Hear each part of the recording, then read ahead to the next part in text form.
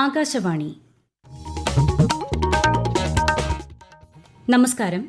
പ്രാദേശിക വാർത്തകൾ വായിക്കുന്നത് സോഫിയ ഡാനിയൽ.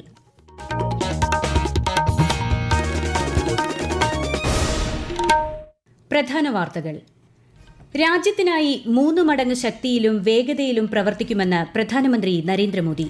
റഷ്യയിൽ ഇന്ത്യൻ സമൂഹത്തെ പ്രധാനമന്ത്രി അഭിസംബോധന ചെയ്തു. സംസ്ഥാനത്തെ കർഷക പ്രതിസന്ധി സഭ നിർത്തിവച്ച് ചർച്ച ചെയ്യാനുള്ള ഉപക്ഷേപത്തിന് അനുമതി നിഷേധിച്ചതിൽ പ്രതിഷേധിച്ച് നിയമസഭയിൽ ഇന്നും പ്രതിപക്ഷ വാക്കൌട്ട്. വിഷയം ഗൌരവത്തോടെയാണ് കാണുന്നതെന്ന് കൃഷിമന്ത്രി. PSC അംഗങ്ങളുടെ നിയമനം സംബന്ധിച്ച പരാതികളിൽ അന്വേഷണത്തിന് തയ്യാറെന്ന് മുഖ്യമന്ത്രി പിണറായി വിജയൻ.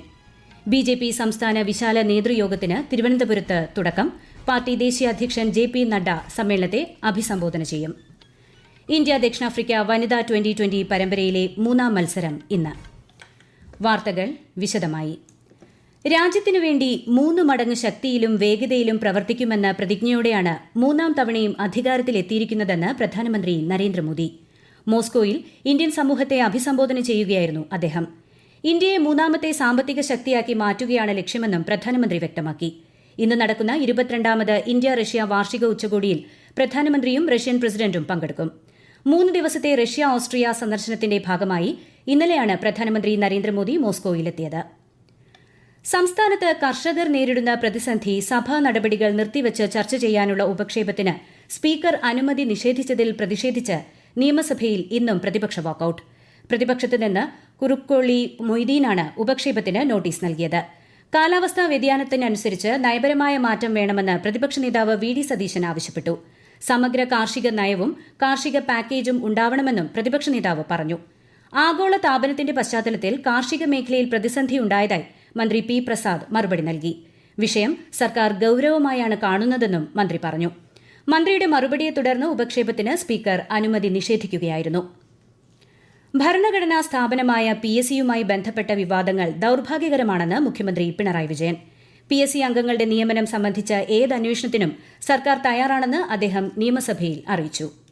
ഭരണഘടനാ സ്ഥാപനത്തെ അപകീർത്തിപ്പെടുത്തുന്ന തരത്തിലുള്ള ആരോപണങ്ങൾ നിർഭാഗ്യകരമാണ്. PSC അംഗങ്ങളെ നിയമിക്കുന്നതുമായി ബന്ധപ്പെട്ട് വന്നിട്ടുള്ള മാധ്യമ വാർത്തകളല്ലാതെ ഏതെങ്കിലും തരത്തിലുള്ള ക്രമക്കേടുകൾ ഉണ്ടായതായി ഇതേവരെ ശ്രദ്ധയിൽപ്പെട്ടിട്ടില്ല. ഇതേവരെ LDF സർക്കാർ ഈ നിലവിലുള്ള അംഗത്വത്തിൽ വർധനവ് വരുത്താൻ തയ്യാറായിട്ടില്ല. ഏത് തരത്തിലുള്ള ഗൗരവമായ അന്വേഷണവും നടത്താൻ സർക്കാർ സന്നദ്ധമാകും. ഒരു തരത്തിലുള്ള വഴിവിട്ട നടപടികളും ഇവിടെ അംഗീകരിക്കപ്പെടുകയോ അത് വകവെച്ചു കൊടുക്കുകയോ ചെയ്യില്ല. LD ക്ലർക്ക് പരീക്ഷയ്ക്ക് കൺഫർമേഷൻ കൊടുക്കുന്നതിൽ PSCയുടെ ഓൺലൈൻ പോർട്ടലിന് സാങ്കേതിക തകരാർ ഉണ്ടായിട്ടില്ലെന്ന് മുഖ്യമന്ത്രി വ്യക്തമാക്കി. സ്റ്റാർട്ടപ്പുകളുടെ കാര്യത്തിൽ കേരളം ലോകത്തിന് തന്നെ മാതൃകയാകുന്ന തരത്തിൽ വളർന്നുകൊണ്ടിരിക്കുകയാണെന്ന് മന്ത്രി P. രാജീവ്. ഇന്ത്യയിലെ തന്നെ ഏറ്റവും മികച്ച സ്റ്റാർട്ടപ്പ് ആവാസ വ്യവസ്ഥ സംസ്ഥാനത്താണെന്ന് മന്ത്രി നിയമസഭയിൽ ചോദ്യോത്തരവേളയിൽ പറഞ്ഞു.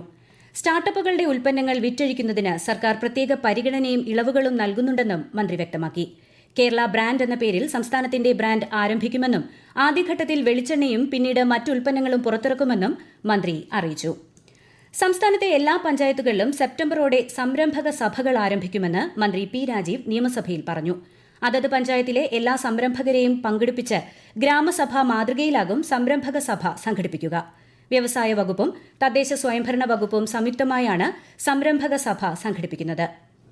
നബാർഡ് റാങ്കിങ്ങിൽ C ഗ്രേഡിലേക്ക് താഴ്ന്നത് കേരള ബാങ്കിന്റെ പ്രവർത്തനങ്ങളെ ബാധിക്കില്ലെന്ന് മന്ത്രി VN വാസവൻ. കേരള ബാങ്കിൽ ഏകീകൃത സോഫ്റ്റ്വെയർ നടപ്പാക്കിയതായും അദ്ദേഹം നിയമസഭയിൽ അറിയിച്ചു. പ്രാഥമിക സഹകരണ സംഘങ്ങളുമായി ബന്ധിപ്പിക്കുന്ന സോഫ്റ്റ്വെയറിന് അംഗീകാരം ലഭിച്ചതായും മന്ത്രി വ്യക്തമാക്കി. സംസ്ഥാനത്തിന്റെ നികുതി ഇതര വരുമാനം വർദ്ധിപ്പിക്കാനുള്ള നടപടികൾ പുരോഗമിക്കുകയാണെന്ന് ധനമന്ത്രി KN ബാലഗോപാൽ. സംസ്ഥാനം ധനപ്രതിസന്ധി നേരിടുന്നു എന്നത് ഒരു വസ്തുതയാണെന്നും അദ്ദേഹം നിയമസഭയിൽ അറിയിച്ചു. സാമ്പത്തിക പ്രതിസന്ധി മറികടക്കുന്നതിന് 24,000 കോടി രൂപയുടെ പാക്കേജ് കേന്ദ്ര സർക്കാരിനോട് ആവശ്യപ്പെട്ടതായി ധനമന്ത്രി വ്യക്തമാക്കി. തദ്ദേശ വാർഡ് വിഭജന ബില്ലിൽ ഗവർണർ ആരിഫ് മുഹമ്മദ് ഖാൻ ഒപ്പുവച്ചു. ഇതുപ്രകാരം എല്ലാ തദ്ദേശ സ്ഥാപനങ്ങളിലും 1 വാർഡ് വീതം കൂടും. ചർച്ച കൂടാതെ പാസാക്കിയ ബില്ലിൽ ഒപ്പിടരുതെന്ന പ്രതിപക്ഷ നേതാവ് VD സതീശന്റെ ആവശ്യം നിരാകരിച്ചാണ് ഗവർണർ ബില്ലിൽ ഒപ്പുവച്ചത്. തദ്ദേശ സ്ഥാപനങ്ങളിലെ വാർഡ് വിഭജനത്തിനായി സംസ്ഥാന സർക്കാർ ഡീലിമിറ്റേഷൻ കമ്മീഷൻ രൂപീകരിച്ചിട്ടുണ്ട്. ഈ വാർത്തകൾ ആകാശവാണിയിൽ നിന്ന്.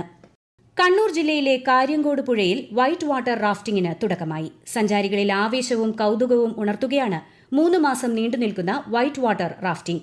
ആകാശവാണി കണ്ണൂർ ജില്ലാ പ്രതിനിധി KO ശശിധരൻ തയ്യാറാക്കിയ റിപ്പോർട്ടിലേക്ക്. കണ്ണൂരിന്റെ മലയോര കാഴ്ചകൾ സഞ്ചാരികൾക്ക് എന്നും പ്രിയപ്പെട്ടതാണ്. വിനോദസഞ്ചാര കേന്ദ്രങ്ങളായ കാഞ്ഞിരക്കൊല്ലിയും ശശിപ്പാറയും അളകാപുരി വെള്ളച്ചാട്ടവും പാലക്കയം തട്ടും വൈതൽമലയും കൊട്ടത്തലച്ചിമലയുമെല്ലാം ത്രസിപ്പിക്കുന്ന അനുഭവ കാഴ്ചകളാണ് ഓരോ സഞ്ചാരിക്കും സമ്മാനിക്കുന്നത്. ഈ മനോഹര കാഴ്ചയ്ക്കൊപ്പം കാര്യങ്കോട് പുഴയിലൂടെ റാഫ്റ്റിംഗിനും മഴക്കാലത്ത് സൌകര്യമൊരുക്കിയിട്ടുണ്ട്. ചെറുപുഴ അഡ്വഞ്ചർ ടൂറിസം സൊസൈറ്റിയുടെ നേതൃത്വത്തിലാണ് 3 മാസത്തേക്ക് വൈറ്റ് വാട്ടർ റാഫ്റ്റിംഗ് നടത്തുന്നത്. സുരക്ഷാ മാനദണ്ഡങ്ങൾ പാലിച്ചുള്ള റാഫ്റ്റിംഗിൽ പുഴയിലൂടെ 10 കിലോമീറ്റർ യാത്ര നടത്താം. അതിവേഗത്തിൽ ആടിയുലഞ്ഞുള്ള റാഫ്റ്റിംഗിൽ 10 വയസ്സിന് മുകളിലുള്ളവർക്കാണ് പങ്കെടുക്കാനാവുക. 3 റാഫ്റ്റുകളിലായി 24 പേർക്ക് ഒരേ സമയം പുഴയെയും പ്രകൃതിയെയും ആസ്വദിക്കാം. BJP സംസ്ഥാന വിശാല നേതൃയോഗത്തിന് തിരുവനന്തപുരത്ത് തുടക്കമായി. പാർട്ടിയുടെ സംസ്ഥാന ജനറൽ സെക്രട്ടറിയും കേന്ദ്ര സഹമന്ത്രിയുമായ ജോർജ് കുര്യൻ സമ്മേളനം ഉദ്ഘാടനം ചെയ്തു. കേരളത്തിലെ BJP പ്രവർത്തകർ വർഷങ്ങളായി നടത്തിയ പ്രവർത്തനങ്ങളുടെയും ത്യാഗത്തിന്റെയും വിജയമാണ് കേരളത്തിൽ ലഭിച്ച ലോക്സഭാ സീറ്റെന്ന് ശ്രീ ജോർജ് കുര്യൻ പറഞ്ഞു. BJP ദേശീയ അധ്യക്ഷനും കേന്ദ്ര ആരോഗ്യമന്ത്രിയുമായ JP നഡ്ഡ സമ്മേളനത്തെ അഭിസംബോധന ചെയ്യും. മുൻ കേന്ദ്ര സഹമന്ത്രി V മുരളീധരൻ, പാർട്ടി സംസ്ഥാന അധ്യക്ഷൻ K സുരേന്ദ്രൻ, ദേശീയ നിർവാഹക സമിതി അംഗം PK കൃഷ്ണദാസ്, മുതിർന്ന നേതാക്കളായ O രാജഗോപാൽ, കുമ്മനം രാജശേഖരൻ തുടങ്ങിയവർ സംബന്ധിച്ചു. സംസ്ഥാനത്ത് ചിലയിടങ്ങളിൽ ശനിയാഴ്ച വരെ മഴയ്ക്ക് സാധ്യതയെന്ന് കേന്ദ്ര കാലാവസ്ഥാ വകുപ്പ്. കണ്ണൂർ, കാസർഗോഡ് ജില്ലകളിൽ ഇന്ന് മഞ്ഞ ജാഗ്രത പ്രഖ്യാപിച്ചു. കേരള, തമിഴ്നാട് തീരങ്ങളിൽ ശക്തമായ തിരമാലയ്ക്കും കടലാക്രമണത്തിനും സാധ്യതയുള്ളതിനാൽ തീരദേശവാസികൾ ജാഗ്രത പാലിക്കണം. കോഴിക്കോട് ജില്ലയിൽ അമീബിക് മസ്തിഷ്ക ജ്വരം ബാധിച്ച് ചികിത്സയിൽ കഴിയുന്ന കുട്ടിയുടെ ആരോഗ്യനിലയിൽ പുരോഗതി. തിക്കൊടി സ്വദേശിയായ കുട്ടിയെ ICUവിൽ നിന്നും മാറ്റിയതായി ആശുപത്രി അധികൃതർ പറഞ്ഞു. പയ്യോളിയിലെ പൊതുകുളത്തിൽ കുളിച്ചതിന് പിന്നാലെ രോഗലക്ഷണങ്ങൾ കണ്ടതിനെ തുടർന്നാണ് കുട്ടിയെ ആശുപത്രിയിൽ പ്രവേശിപ്പിച്ചത്. കാലാവസ്ഥ കാലം തെറ്റുമ്പോഴും നെൽകൃഷി താളം തെറ്റാതെ മുന്നോട്ട് കൊണ്ടുപോവുകയാണ് വയനാട്ടിലെ പ്രസിദ്ധ കുറിച്യ തറവാടായ എടത്തന തറവാട്. തറവാടിന് സ്വന്തമായുള്ള 16 ഏക്കറോളം വയലിൽ ഞാറുനടിയിൽ ഉത്സവം നടന്നു. കൂടുതൽ വിവരങ്ങളുമായി ആകാശവാണി വയനാട് ജില്ലാ പ്രതിനിധി അരുൺ വിൻസെന്റ്. 16 ഏക്കറോളം വരുന്ന വയലിലാണ് വെള്ളിയനും ഗന്ധകശാലയും നട്ടത്. തറവാട്ടിലെ മുഴുവൻ അംഗങ്ങളും ഞാറുനടിയിൽ ഉത്സവത്തിൽ പങ്കെടുക്കും. അധ്വാനം കണക്ക് കൂട്ടിയാൽ നെൽകൃഷി നഷ്ടമാണെങ്കിലും ലാഭനഷ്ടങ്ങൾ നോക്കാതെ നടിയിൽ ഉത്സവം ഇവർ ആഘോഷമാക്കും. നാട്ടിക്ക് മുൻപേ തറവാടിനെയും കൃഷിയും സംരക്ഷിച്ചു പോരുന്ന മലദൈവങ്ങൾക്ക് പൂജ നടത്തിയ ശേഷമാണ് നടിയിൽ ആരംഭിക്കുക. പഴയകാല ചിട്ടവട്ടങ്ങൾ അതേപടി പാലിക്കുന്ന എടത്തറ തറവാട്ടിൽ ഇതുവരെയും നെൽകൃഷി ഒഴിവാക്കിയിട്ടുമില്ല. ഇവർക്കാവശ്യമായ മുഴുവൻ അരിയും ഇവർ ഇവിടെ നിന്നാണ് ഉൽപ്പാദിപ്പിക്കുന്നത്. ഇന്ത്യ ദക്ഷിണാഫ്രിക്ക വനിതാ 2020 പരമ്പരയിലെ 3ാമത്തെ മത്സരം ഇന്ന് നടക്കും. ചെന്നൈ ചെപ്പോക്ക് സ്റ്റേഡിയത്തിൽ രാത്രി 7 മണിക്കാണ് മത്സരം. ആദ്യ മത്സരത്തിൽ ദക്ഷിണാഫ്രിക്ക വിജയിക്കുകയും 2ാം മത്സരം മഴ മൂലം ഉപേക്ഷിക്കുകയും ചെയ്തിരുന്നു. ഇന്നത്തെ മത്സരം ജയിച്ചാൽ പരമ്പര സമനിലയിൽ ആകുമെന്ന പ്രതീക്ഷയിലാണ് ഇന്ത്യ. യൂറോകപ്പ് ഫുട്ബോളിലെ ആദ്യ ഫൈനലിസ്റ്റുകളെ ഇന്നറിയാം. രാത്രി 12:30 നടക്കുന്ന ആദ്യ സെമിയിൽ സ്പെയിൻ ഫ്രാൻസിനെ നേരിടും. മറ്റന്നാൾ നടക്കുന്ന 2ാം സെമിയിൽ നെതർലൻഡ്സ് ഇംഗ്ലണ്ടുമായി ഏറ്റുമുട്ടും. കോപ്പ അമേരിക്ക സെമി ഫൈനൽ മത്സരങ്ങൾക്ക് നാളെ തുടക്കമാകും. രാവിലെ 5:30 നടക്കുന്ന ആദ്യ സെമിയിൽ അർജന്റീന കാനഡയെ നേരിടും. മറ്റന്നാൾ നടക്കുന്ന 2ാം സെമിയിൽ യുറുഗ്വേ കൊളംബിയയുമായി ഏറ്റുമുട്ടും. പാരീസ് ഒളിമ്പിക്സിൽ ഇന്ത്യൻ സംഘത്തെ ഷൂട്ടിംഗ് താരം ഗഗൻ നാരംഗ് നയിക്കും. 2012 ലണ്ടൻ ഒളിമ്പിക്സിൽ 10 മീറ്റർ എയർ റൈഫിൾ വിഭാഗത്തിലെ വെങ്കല മെഡൽ ജേതാവാണ് ഗഗൻ നാരംഗ്. ബാഡ്മിന്റൺ താരം PV സിന്ധുവും ടേബിൾ ടെന്നീസ് താരം A ശരത് കമലും ഉദ്ഘാടന ചടങ്ങിൽ ഇന്ത്യൻ പതാകയേന്തും. ഈ മാസം 26-നാണ് പാരീസ് ഒളിമ്പിക്സിന് തുടക്കമാവുക. അങ്കണവാടി നിയമനത്തിലെ അപാകതകൾ പരിഹരിക്കണമെന്നും നിയമനത്തിൽ രാഷ്ട്രീയ ഇടപെടൽ അവസാനിപ്പിക്കണമെന്നും ആവശ്യപ്പെട്ട് മഹിളാ കോൺഗ്രസിന്റെ നേതൃത്വത്തിൽ കണ്ണൂർ കളക്ടറേറ്റിലേക്ക് മാർച്ച് നടത്തി. DCC president Martin George March ഉദ്ഘാടനം ചെയ്തു. കളക്ടറേറ്റിന് മുന്നിലെത്തിയ മാർച്ച് പോലീസ് തടഞ്ഞു. കോഴിക്കോട് താമരശ്ശേരി ചുരം റോഡിൽ കാറ് കത്തിനശിച്ചു. ആളപായമില്ല. മലപ്പുറം സ്വദേശികൾ സഞ്ചരിച്ച കാറാണ് കത്തിനശിച്ചത്. കൽപ്പറ്റയിൽ നിന്നും ഫയർഫോഴ്സ് എത്തിയാണ് തീ അണച്ചത്. പ്രധാന വാർത്തകൾ വീണ്ടും. രാജ്യത്തിനായി 3 മടങ്ങ് ശക്തിയിലും വേഗതയിലും പ്രവർത്തിക്കുമെന്ന് പ്രധാനമന്ത്രി നരേന്ദ്രമോദി. റഷ്യയിൽ ഇന്ത്യൻ സമൂഹത്തെ പ്രധാനമന്ത്രി അഭിസംബോധന ചെയ്തു. സംസ്ഥാനത്തെ കർഷക പ്രതിസന്ധി സഭ നിർത്തിവച്ച് ചർച്ച ചെയ്യാനുള്ള ഉപക്ഷേപത്തിന് അനുമതി നിഷേധിച്ചതിൽ പ്രതിഷേധിച്ച് നിയമസഭയിൽ ഇന്നും പ്രതിപക്ഷ വാക്കൌട്ട്. വിഷയം ഗൌരവത്തോടെയാണ് കാണുന്നതെന്ന് കൃഷിമന്ത്രി. PSC അംഗങ്ങളുടെ നിയമനം സംബന്ധിച്ച പരാതികളിൽ അന്വേഷണത്തിന് തയ്യാറെന്ന് മുഖ്യമന്ത്രി പിണറായി വിജയൻ.